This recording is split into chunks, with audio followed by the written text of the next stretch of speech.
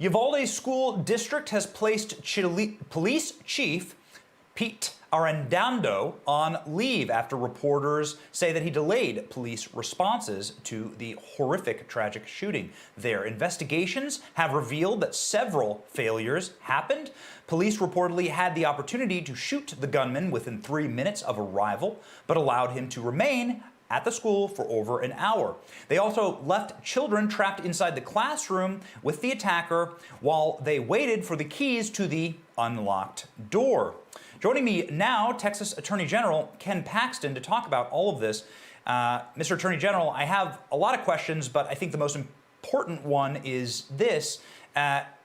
What's going on in the Senate right now is a bunch of senators who are Republicans saying that they are passing a bill, a gun confiscation bill, that will prevent Uvalde-style school shootings. One of your senators, Senator Cornyn, is in charge of that bill and negotiating it and seems very, very happy about it.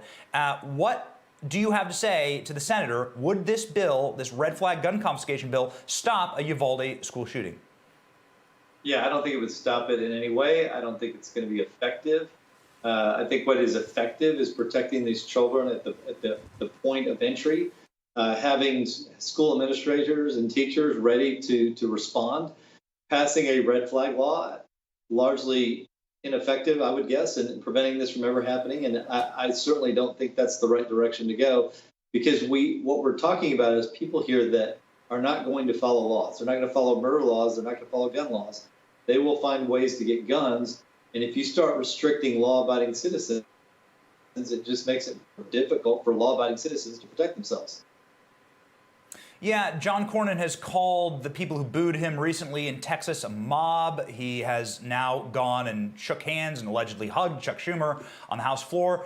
As a Texan, this seems to be violative of the code of the Texas man or woman who doesn't want more federal government and certainly doesn't want gun confiscation.